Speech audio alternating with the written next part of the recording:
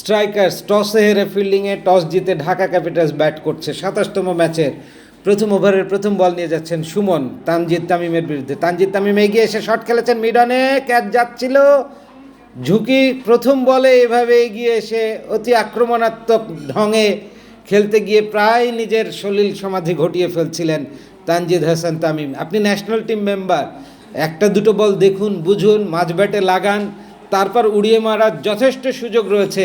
২০ ওভারের খেলা নাতিদীর্ঘ মনে হলেও ১২০ বলের খেলা কিন্তু দাদা। নিশ্চয়ই, এবং এটা আমরা বারবার বলছি যে ১২০ বল কিন্তু কম না। লিগাল ডেলিভারিজ 120, এরপর তো ওয়াইড আছে, অন্যান্য নো বল আছে, সেটা বাদই দিলাম। এবারে কিন্তু লেগ সাইডে ঘুরিয়েছেন এবং চলে যাচ্ছে সীমানার দিকে, ওখানে ফিল্ডিং হলো, ডিপ মিড উইকেট থেকে এসে ফিল্ডিং করলে তার আগে দুটি রান। এবং হিসেবের খাতা খুলল তানজিদ হাসান তামিম।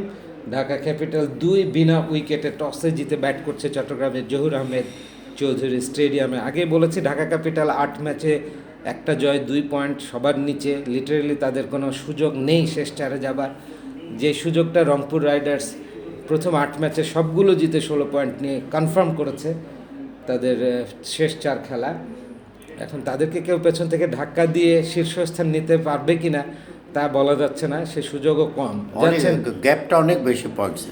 সুমন টু তানজিদ তামিম আবারও পুল করেছেন, এবারে দুর্দান্ত টাইমিং, বল বেরিয়ে যাচ্ছে সীমানার দিকে, কাউ কর্নার বাউন্ডারির উপর দিয়ে সীমানার ওপারে ছক্কা।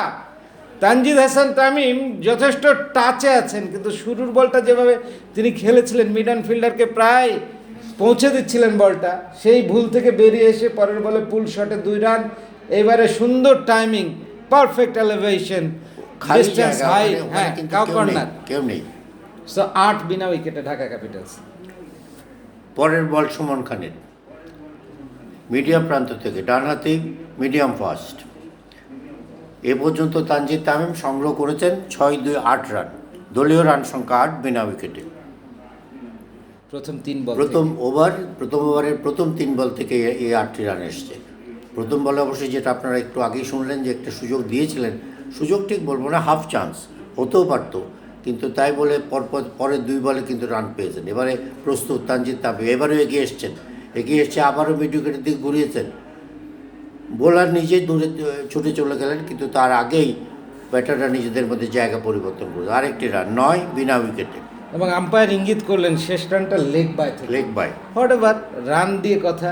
টি-20 ক্রিকেট, যে যত বেশি রান করবে সে তত সুবিধাজনক জায়গায় যাবে।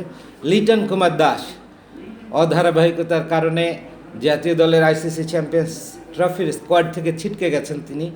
এ নিয়ে ক্রিকেট পাড়ায় বেশ আলোচনা সমালোচনা হচ্ছে, তবে অধিকাংশেরই মতামত লিটন ন্যাশনাল টিম থেকে ড্রপ হয়েছে, ঠিক হয়েছে, কারণ ধারাবাহিক প্লেয়ার না হলে ন্যাশনাল টিমে আপনি কীভাবে খেলবেন। এর একটা ম্যাচ আগে আমরা দেখেছি যে ১২৫ করলেন আনবিটেন। তার আগেও একটা 70+ রান ছিল, কিন্তু তারপরের দুটো ম্যাচ আবার খারাপ করেছেন। যাচ্ছেন সুমন লিটনের বিরুদ্ধে, প্রথম বল লিটন খেলছেন, আউটসাইড অফ স্টাম্প কাট করেছেন, বল যাচ্ছে পয়েন্টে, ফিল্ডারের কাছে, অফ দ্য মার্কে গেলেন লিটন কুমার দাস। ড্যানি মরিসন নিউজিল্যান্ডের কমেন্টেটর আমাদের টিভি কমেন্ট্রি প্যানেলে আছেন, তার সাথে কথা হচ্ছিল। He loves very much Liton Das, এবং তিনি বলছেন Liton is such a fantastic player to watch when he was on song. কিন্তু লিটনের কনসিস্টেন্সির ঘাটতিটা, সেটা নিয়েও তিনি কথা বলেছেন। মনে হয় এটা তার মেন্টাল একটা সেটব্যাক হয়ে গেছে, হয়তো একবার রান পাচ্ছেন, একবার পাচ্ছেন না, কাজে নিজেকে একটু ঝালিয়ে নিতে না পারলে তো এটা এই ধরনের তাকে ফিরে আসতে কষ্ট হবে। তানজিদ তামিম আবারও প্রস্তুত, প্যাভিলিয়ন প্রান্ত থেকে এবারে স্কোয়ার লেগ অঞ্চলে কুড়িয়েছে, বাঁহাতি ব্যাটার, বল চলে গেছে ওখানে ডিপ স্কোয়ার লেগে, ওখান থেকে কুড়িয়ে ফেরত পাঠানোর আগে আরেকটি রান। দলীয় রান সংখ্যা গিয়ে দাঁড়ালো ১১ বিনা উইকেটে প্রথম ওভারের শেষে।